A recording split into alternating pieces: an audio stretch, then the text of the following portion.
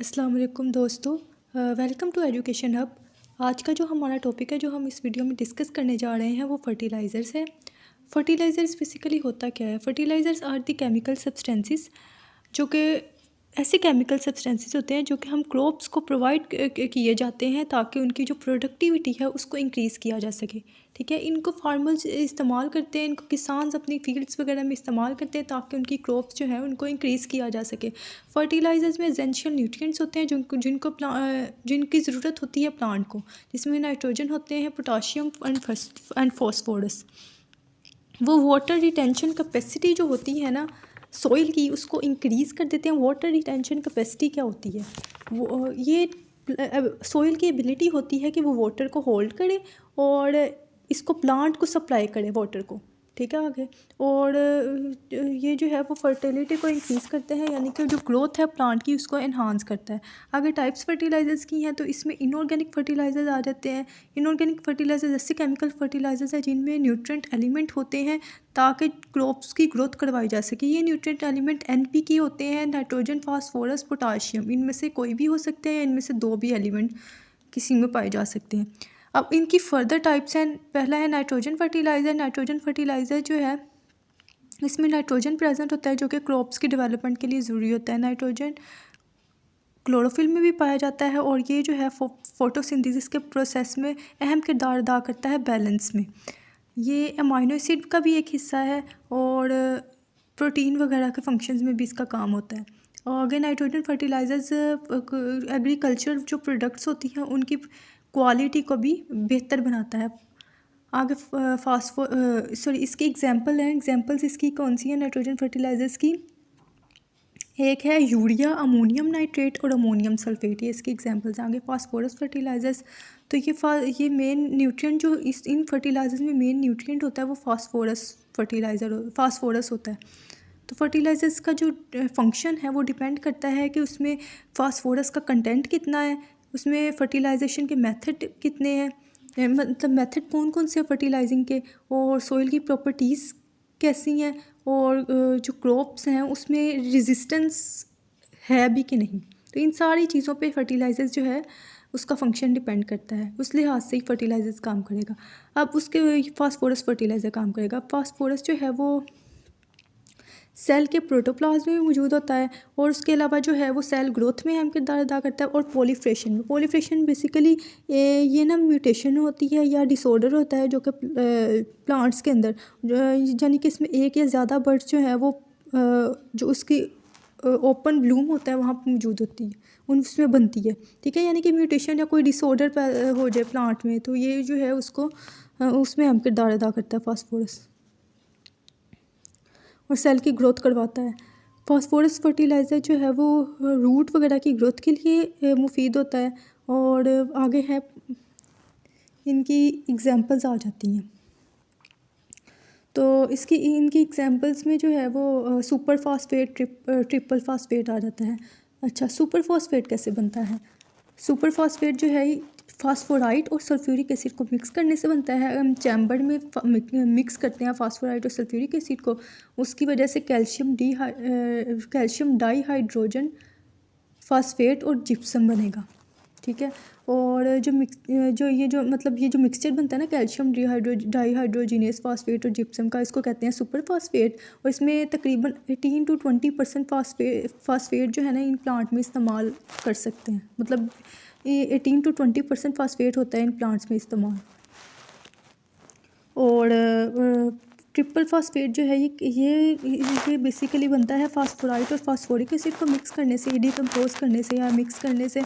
और ये triple phosphate जो है उसमें 48% जो है P2O5 पाया जाता है जो कि एब्जॉर्ब करता है प्लांट। अब ऑर्गेनिक फर्टिलाइज़र की तरफ आ जाते हैं। तो ऑर्गेनिक फर्टिलाइज़र जो हैं ऐसे नेचुरल फर्टिलाइज़र्स हैं जो कि प्लांट से भी हासिल किए जा सकते हैं और एनिमल्स से भी। ये क्या करते हैं, कार्बनिक कंपाउंड यानी कि जो कार्बनिक कंपाउंड है ना उसको सॉइल में उसकी क्वांटिटी को इंक्रीज़ कर देते हैं ताकि प्लांट की ग्रोथ अच्छे तरीके से हो। ऑर्गेनिक फर्टिलाइज़र्स जो है वो ऑर्गेनिक मैटर का जो कंटेंट है ना सॉइल में वो इंक्रीज़ कर देते हैं। आपको पता है ऑर्गेनिक मैटर का कंटेंट इंक्रीज़ करने की किसी कर दिया जाए तो उसकी वजह से उसकी जो जो क्वालिटी है वो और बेहतर हो जाती है, उस न्यूट्रिएंट रिच सॉइल बन जाती है। ठीक है, तो ये काम कौन करता है? फास्फोरस। इसके अलावा माइक्रो ऑर्गेनिजम्स की रिप्रोडक्शन भी वहाँ पे करवाता है, और इसके अलावा फिज़िकल और केमिकल प्रॉपर्टीज़ जो हैं सॉइल की उनको भी चेंज कर सकता है। ग्रीन फूड, ये जो है ग्रीन फूड, जो वेजिटेबल्स वगैरह, ग्रीन फूड जैसे कि वेजिटेबल, उनमें से एक अहम न्यूट्रिएंट है। ठीक है, ऑर्गेनिक फर्टिलाइज़र जो है वो एग्रीकल्चरल वेस्ट से बनाया जा सकता है, लाइव स्टॉक मैन्यूर से, इंडस्ट्रियल वेस्ट से और म्यूनसिपल स्लज से बनाया जाता है। ठीक है, एग्रीकल्चर वेस्ट में क्या आ जाता है? वेजिटेबल, फील्ड्स, फ्रूट्स, ऐसे ट्रीज जिसमें फ्रूट्स लगे होते हैं वो और उसके अलावा वेजिटेबल्स वगैरह। लाइव स्टॉक्स मैन्यूर्स में आ जाता है फ्लाइज, सरफेस और ग्राउंड वाटर पोल्यूशन और डस्ट वगैरह। इंडस्ट्रियल वेस्ट में acid, bases, suspended solids, oil, grease, dioxin वगैरह। म्यूनसिपल स्लज में रेजिजुअल सेमी सॉलिड मटेरियल, ठीक है, जो कि सीवेज ट्रीटमेंट में प्रोड्यूस होते हैं। अब आगे यूजेस हैं फर्टिलाइज़र्स के। सिंगल फर्टिलाइज़र्स हैं फर्टिलाइज़र्स जो कि सिर्फ नरिशमेंट, जो एलिमेंट है, नरिशिंग एलिमेंट जिनमें मौजूद होता है सिर्फ एक, उसको कहते हैं सिंगल फर्टिलाइज़र। जैसे कि example ammonium chloride, ammonium nitrate और पोटाशियम क्लोराइड। कंपाउंड फर्टिलाइज़र जो है इसमें 2 न्यूट्रिएंट एलिमेंट मौजूद होते हैं। Example potassium nitrate, mono ammonium phosphate, di ammonium phosphate, tri ammonium phosphate. Fertilizers के इस्तेमालात। फर्टिलाइज़र इस्तेमाल होते हैं कई पर्पसेस के लिए। इनको इस्तेमाल किया जाता है प्लांट्स को न्यूट्रिएंट प्रोवाइड करने के लिए,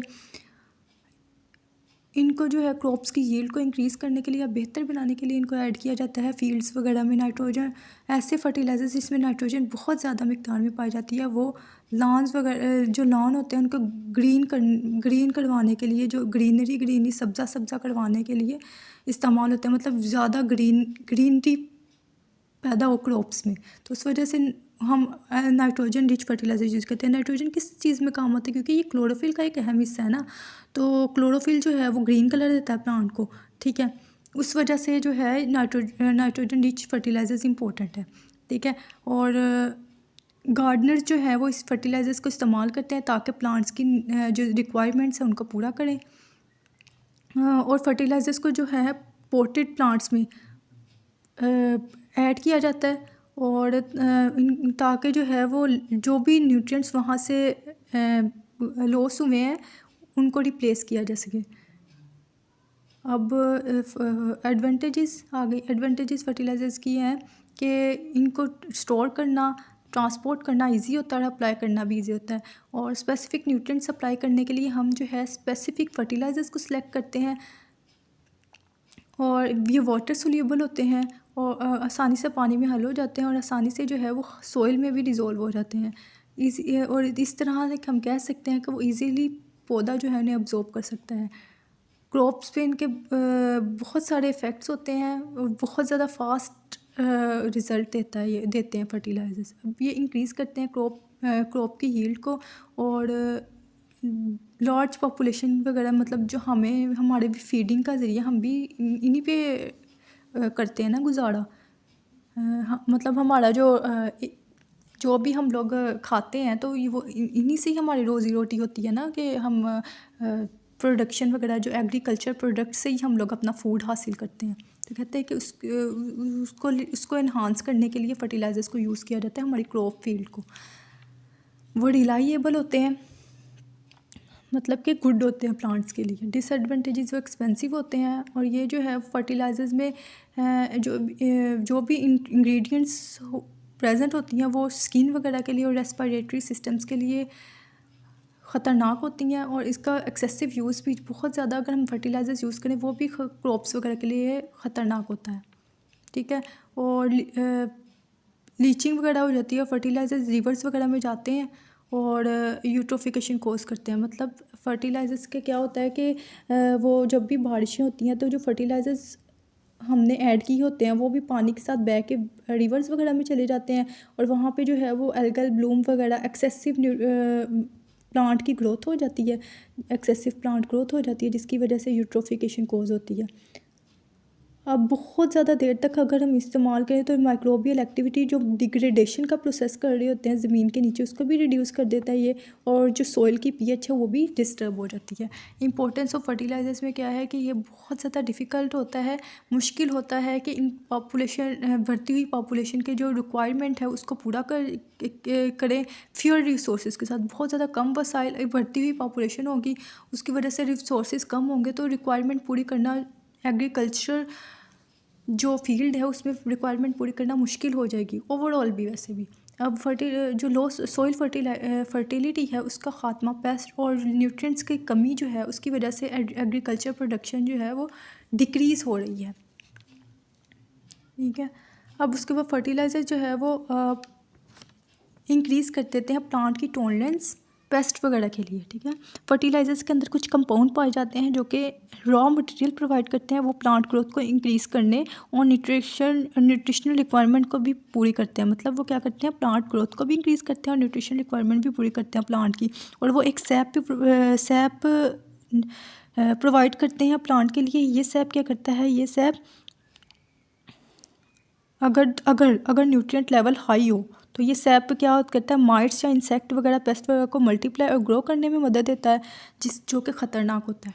ठीक है, अब पोटाशियम कंटेंट जो है मौजूद होता है फर्टिलाइज़र में, उसकी वजह से जो स्टॉक्स हैं वो बिल्डअप होती हैं प्लांट्स में, और फास्फोरस फर्टिलाइज़र में जो मौजूद होता है उसकी वजह से रूट्स की जो डेवलपमेंट है वो तेज़ होती है, और प्लांट्स में जो सीड की फॉर्मेशन भी है वो भी इनकी फास्फोरस की वजह से होती है। नाइट्रोजन फर्टिलाइज़र्स में क्या करता है, प्लांट की ग्रोथ को बढ़ा देता है, और ये ना प्लांट को ग्रीन कलर भी देता है, क्योंकि क्लोरोफिल का अहम हिस्सा है ना, एक पार्ट ही है क्लोरोफिल का। तो कहते हैं कि ये ग्रीन कलर देगा प्लांट को, फूड को क्रिएट करने में इन्वॉल्व होता है। उसके अलावा अगर नाइट्रोजन की कमी हो जाए तो वो क्लोरोसिस की वजह बनता है। क्लोरोसिस एक डिज़ीज़ है जिसमें येलोइश प्लांट हो जाता है, मतलब लीव्स जो है वो येलो कलर के हो जाते हैं। होप सो आपको पसंद आया होगा लेक्चर, लेकिन अगर आपका कोई सवाल है तो वो आप मुझसे कमेंट सेक्शन में पूछ सकते हैं, और अगर किसी टॉपिक अगर आपको समझना हो तो वो आप मुझे कमेंट सेक्शन में बताएं। मैं इंशाल्लाह अपनी पूरी कोशिश करूँगी कि मैं वो वीडियो बनाऊँ आप लोगों के लिए। थैंक यू, अल्लाह हाफिज़। अगर वीडियो अच्छी लगी हो इसको लाइक करें, अपने दोस्तों के साथ शेयर करें और सब्सक्राइब कर दें।